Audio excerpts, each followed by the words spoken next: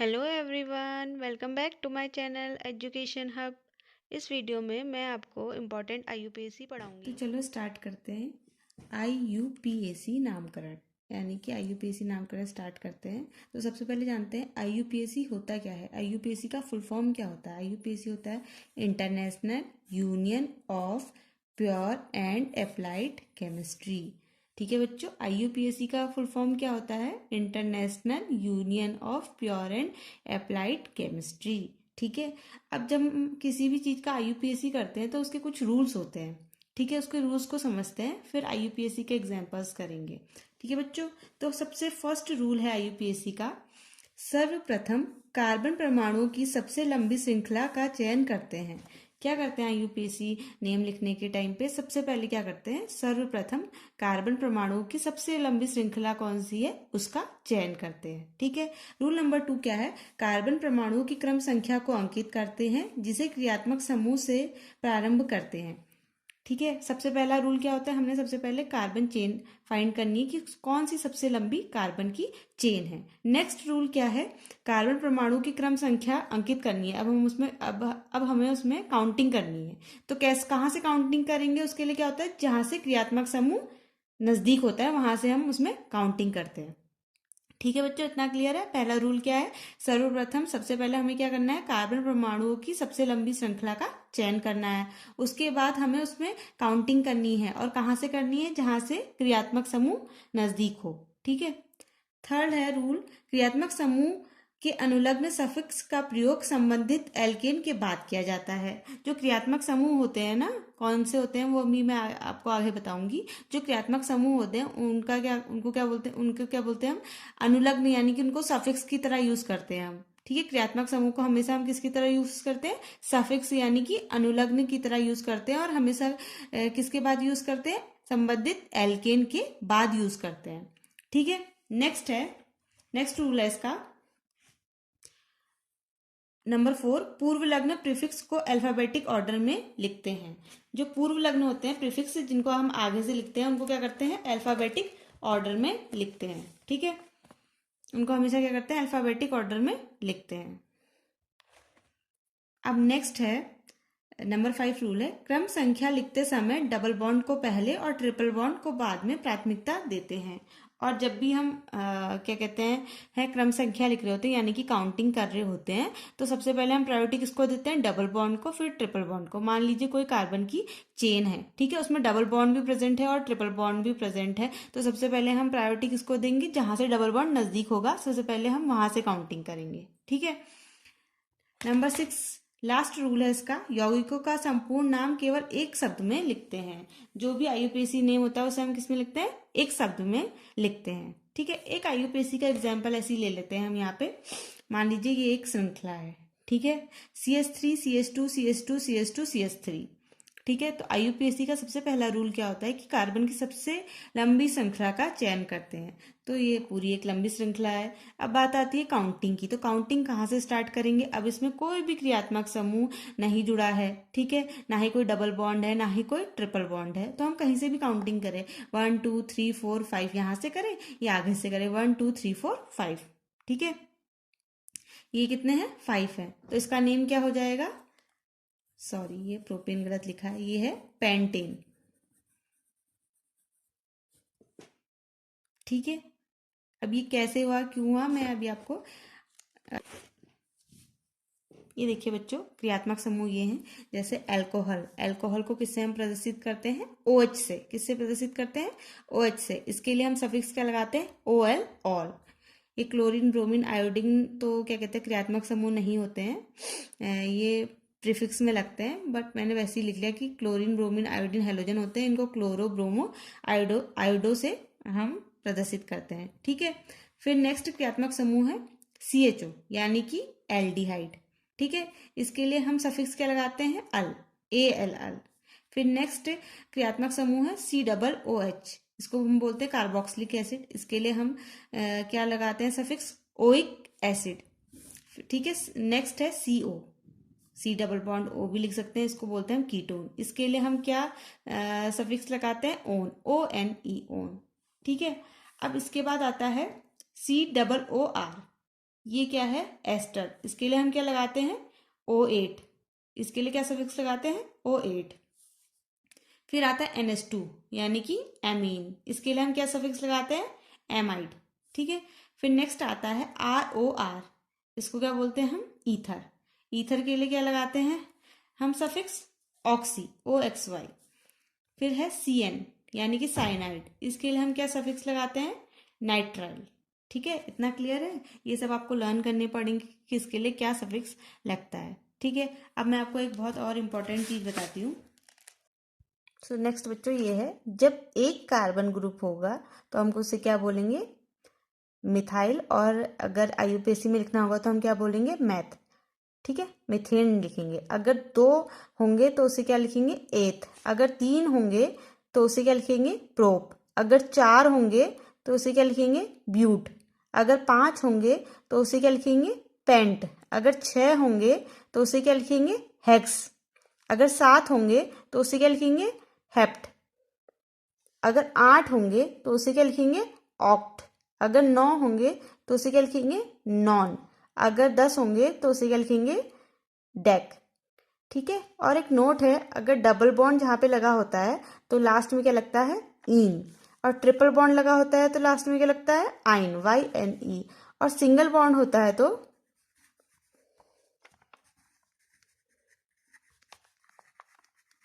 क्या लगता है, एन, ठीक है। ठीक है बच्चों, इतना क्लियर है। एक चीज और होती है बच्चों, जैसे अगर कहीं एक्स्ट्रा CH3 जुड़ा होगा तो हम उसे क्या बोलेंगे, मिथाइल, ठीक है। अगर C2H5 जुड़ा होगा तो हम उसे क्या बोलेंगे, एथाइल। और अगर क्लोरीन, ब्रोमीन और आयोडीन जुड़ा होगा तो उसे हम क्या बोलेंगे, क्लोरो ब्रोमो आयोडो। और ये सब जो क्या होते हैं, ये प्रीफिक्स होते हैं। ये क्या होता है, IUPAC में आगे से जुड़ते हैं, ठीक है। जब भी IUPAC लिखा जाता है तो इनको आगे से लिखा जाता है, ठीक है। अब चलिए कुछ एग्जाम्पल्स से मैं आपको समझाती हूँ आखिर है क्या IUPAC।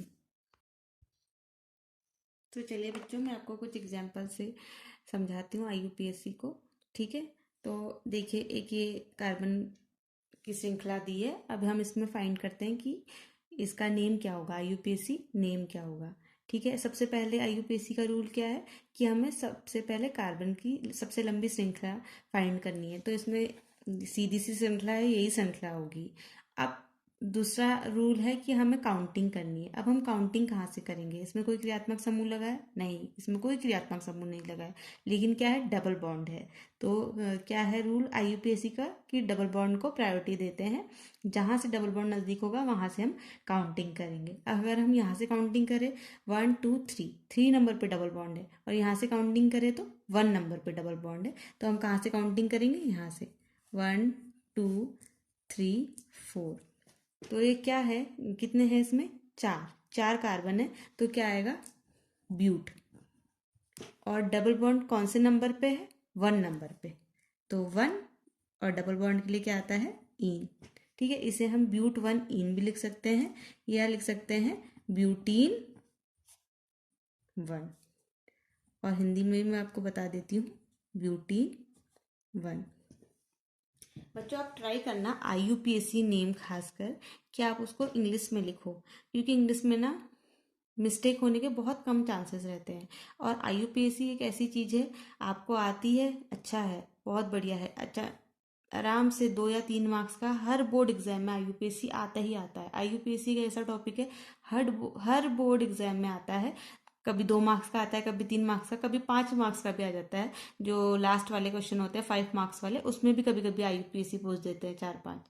तो ये IUPAC मार्क्स कंफर्म है आपके। 3 मार्क्स तो मैं कह रही हूँ कंफर्म ही है, लेकिन ये है कि आपको पता चला सब कुछ आता है, रूल्स भी आता है, लेकिन अगर आपने नाम लिखने में जरा सी भी गड़बड़ कर दी तो पूरे मार्क्स कट जाते हैं। वैसे बहुत ईजी है, लेकिन हमें बिल्कुल सावधानी पूर्वक लिखना पड़ता है इसका नेम। तो अक्सर ये होता है कि हिंदी में कभी गड़बड़ी हो जाती है, तो चाहो तो आप इंग्लिश में लिख लेना, वैसे हिंदी में लिखने में भी कोई प्रॉब्लम नहीं है, ठीक है बच्चों। और बच्चों देखो, ये है कि मैं अगर आपको चैप्टर वाइज एक्सप्लेन करूँगी तो बहुत टाइम लग जाएगा। अब टाइम है नहीं, दिसंबर आ गया है, जनवरी फरवरी मार्च में आपके बोर्ड एग्जाम होने ही हैं इस बार।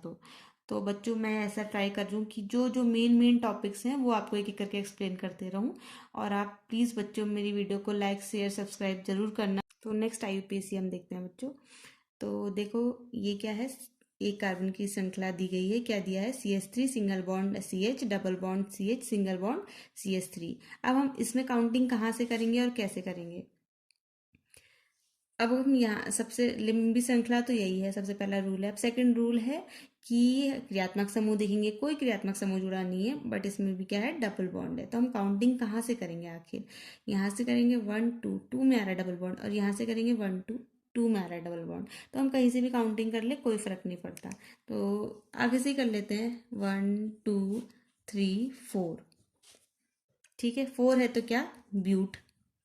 और डबल बॉन्ड कौन से नंबर पे है? 2, इन। सेम। ठीक है, या इसको लिख सकते हैं ब्यूटीन 2। हिंदी में लिखना ब्यूटीन 2। ठीक है, समझ में आया? अब एक चीज देखो, दोनों IUPAC ने दोनों कार्बन श्रृंखलाएं सेम है, दोनों में क्या है, डबल बॉन्ड है। दोनों का अगर हम मॉलिक्यूलर फॉर्मूला देखें तो कितने C हैं? 1 2 3 4, यानी कि C4। और H कितने हैं? 3 2 5 6 7 8, H8। और यहाँ कितने हैं? 4 कार्बन है। और हाइड्रोजन कितने हैं? 3 4 5 6 7 8, H8। दोनों का क्या है, मॉलिक्यूलर फॉर्मूला सेम है, बट IUPAC क्या है, डिफरेंट है। ठीक है, और IUPAC कैसे डिफरेंट है? Different of double bond position. ठीक है, जब ऐसा होता है मॉलिक्यूलर फॉर्मूला सेम होता है बट जो स्ट्रक्चर होता है वो डिफरेंट होता है, तो इसको हम क्या बोलते हैं, आइसोमेरिज्म भी बोलते हैं। ठीक है बच्चों, आपका कहीं आइसोमेरिज्म भी आएगा अगर कहीं डेफिनेशन आ गई है, कभी ऐसा क्वेश्चन पूछ दिया, अगर आपने नहीं पढ़ा आइसोमेरिज्म, तो क्या होता है, जिनका क्या होता है, मॉलिक्यूलर फॉर्मूला सेम होता है बट क्या होता है, स्ट्रक्चर डिफरेंट होता है, उन्हें हम उससे हम क्या बोलते हैं, आइसोमेरिज्म। ठीक है, और इसमें कौन सा आइसोमेरिज्म ये शो कर रहा है, क्या हो रहा है, डबल बॉन्ड की क्या हो रही है, पोजीशन चेंज हो रही है। तो ये क्या है, पोजीशन चेंज आइसोमेरिज्म कहलाता है। ठीक है, नेक्स्ट IUPAC देख लेते हैं हम। नेक्स्ट IUPAC है CH3 CH2 CH2 CH3। ठीक है, एक कार्बन की चेन है, कोई डबल बॉन्ड नहीं है, कोई ट्रिपल बॉन्ड नहीं है, कोई हमारा क्रियात्मक समूह नहीं जुड़ा है, और ना ही हमारा कोई प्रीफिक्स जुड़ा है। तो हम कहाँ से काउंटिंग करेंगे, कहीं से भी कर लेंगे। 1 2 3 4। क्या है ये, ब्यूट। और सिंगल बॉन्ड है तो क्या, एन, ब्यूटेन। हिंदी में इसको लिख सकते हैं ब्यूटेन। ठीक है, इतना क्लियर हुआ। नेक्स्ट हमारा है CH3 single bond CH, CH के नीचे एक मैथाइल ग्रुप जुड़ा है CH3, फिर सिंगल बॉन्ड CH3। अब हम इसमें तो क्या है, एक मैथाइल ग्रुप जुड़ा है, और मैंने आपको बताया था मैथाइल ग्रुप्स क्या होते हैं, प्रीफिक्स होते हैं। ठीक है, तो ये आगे से लगते हैं। अब इसमें सबसे पहले तो कार्बन की सबसे लंबी श्रृंखला ढूंढेंगे हम। कार्बन की सबसे लंबी श्रृंखला इसमें कौन सी है, 1 2 3। और यहाँ से देखे 1 2 3, यहाँ से देखे 1 2 3। तो हम कहीं से भी देखें सेम ही कार्बन की श्रृंखलाएं आ रही है, तो कहीं से भी हम काउंटिंग कर सकते हैं। और ये भी देखते हैं कि क्रियात्मक समूह कहाँ से, 1 2, यहाँ से भी 2 में आ रहा है, यहाँ से भी 2 में आ रहा है। ठीक है, तो यहीं से कर लेते हैं, 1 2 3 कर लेते हैं। ये हमने काउंटिंग कर ली, तो इसका मतलब क्या है, ये 3 प्रोप है। और क्या है, सिंगल बॉन्ड है तो प्रोपेन है, बट इसमें एक क्या जुड़ा है, प्रीफिक्स जुड़ा है, किस नंबर पे, नंबर 2 पे। तो इसका नेम क्या होगा, 2 मेथाइल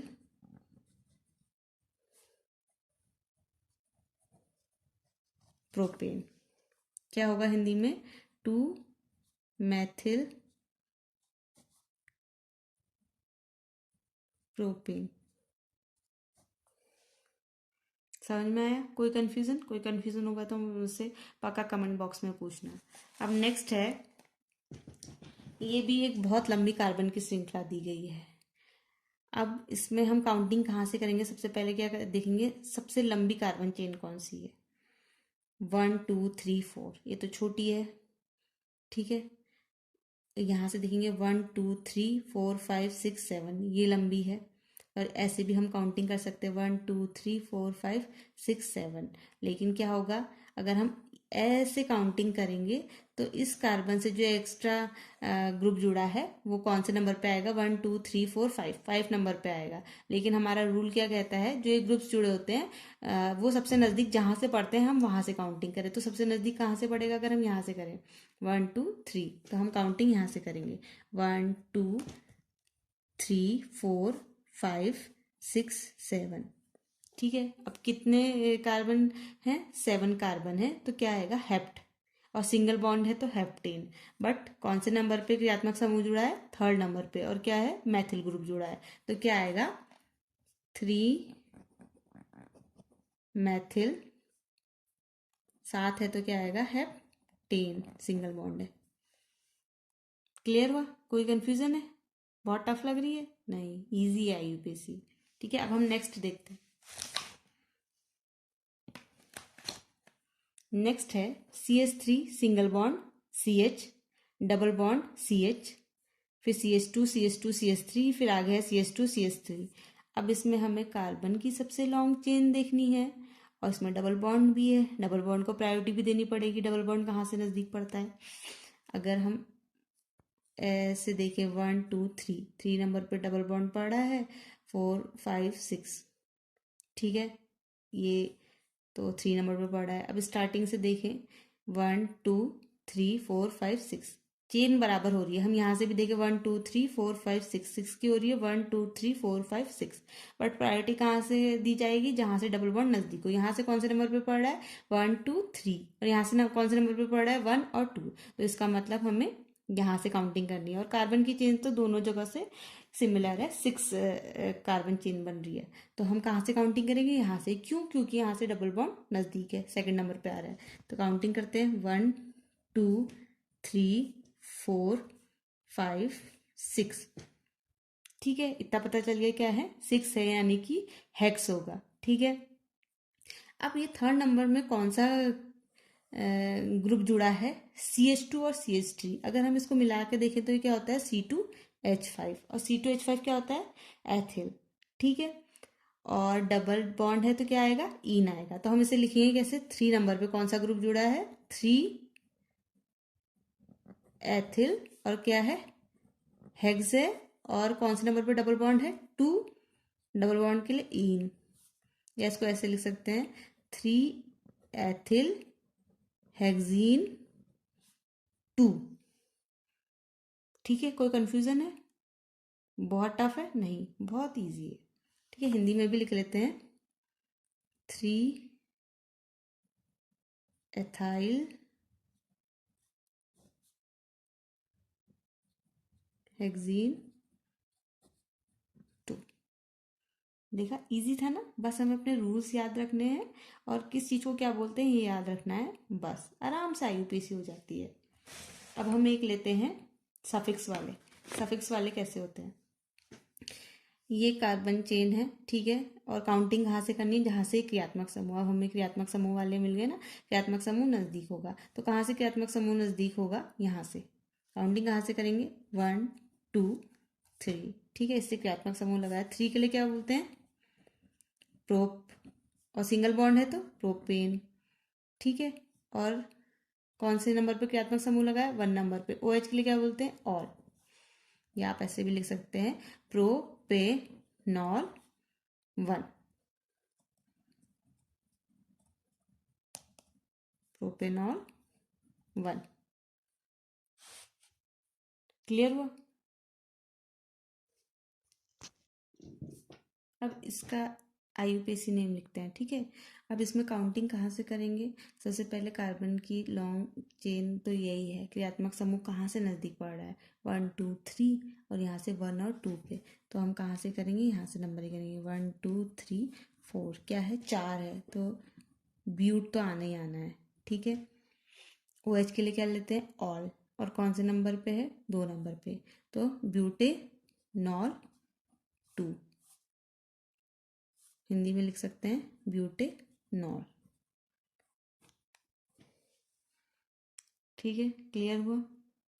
अब एक और लेते हैं हम, CH3 CH2 CH2 CH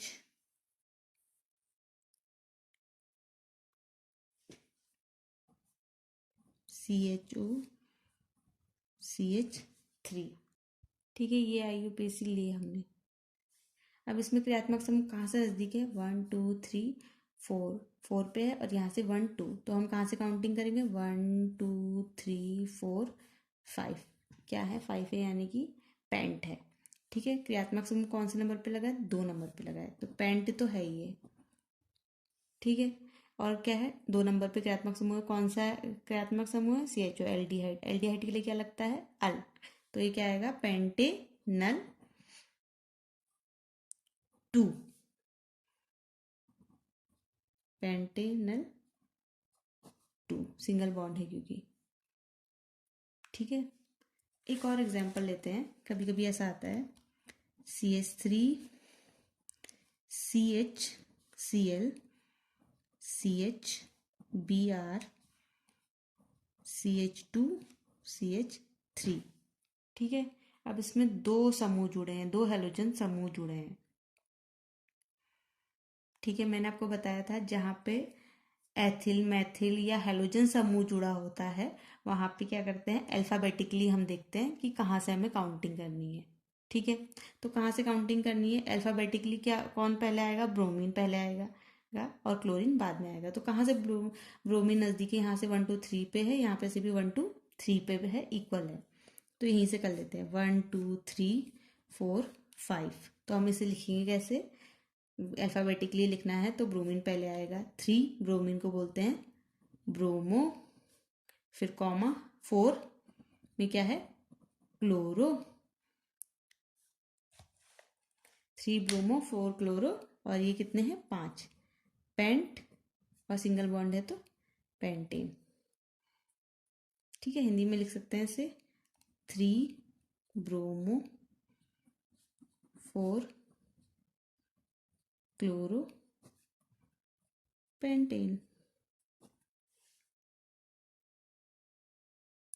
ठीक है, एक और देखते हैं, CH3 CH में CH3 है, फिर C डबल बॉन्ड CH2